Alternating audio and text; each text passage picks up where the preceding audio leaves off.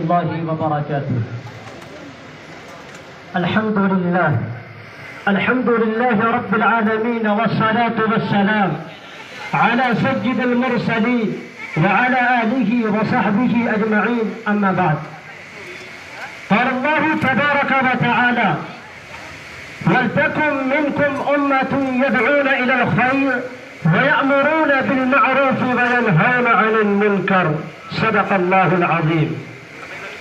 صدر سے وقار حکم صاحبان اور سامعین بس، مجھے آج کی اس مسابقاتی بزم خطابت میں جس موضوع پر لب کشائی کا موقع ملا ہے وہ ہے دعوت دین کی اہمیت اور اس کے تقاضے.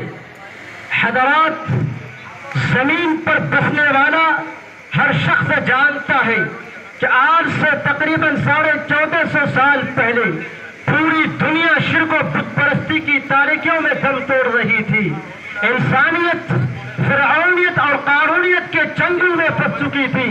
خود فراموشی اور خدا فراموشی کی فضا عام ہو چکی تھی. ایسے مہیب اور پرخطر حالات میں خالق کائنات نے نہ صرف محمد عربی صلی اللہ علیہ وسلم کو مبعوث فرمایا، بلکہ آپ کے قلب اطہر پر انسانوں کی فلاح و بہبود کے لیے اپنا کلام بشکل قرآن نازل فرمایا.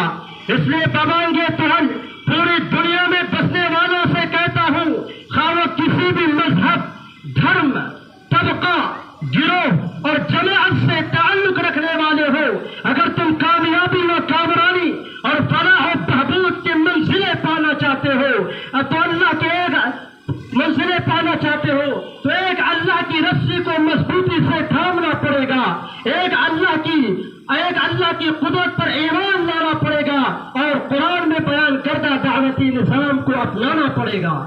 سامعین اجلاس، اللہ جل شانہ کی یہ سنت جاری و ساری ہے کہ جب دنیا میں برائیاں پھیلی، شرور و فتن کا عروج ہوا، گناہوں اور غلط کاریوں نے تسلط جمایا، تو اللہ تعالیٰ نے انسانوں کے لیے رشد و ہدایت کے لیے نبی اور رسول بھیجے، جنہوں نے انسانوں کو راہ ہدایت کے لیے گامزن کیا، برائیوں کو مٹایا، نیکیوں کا رواج دیا، شرور و فتن کی بیخ کمی کی، حق کی راہ وعدے کی، ضلالت و گمراہی کا قلع تلا کیا.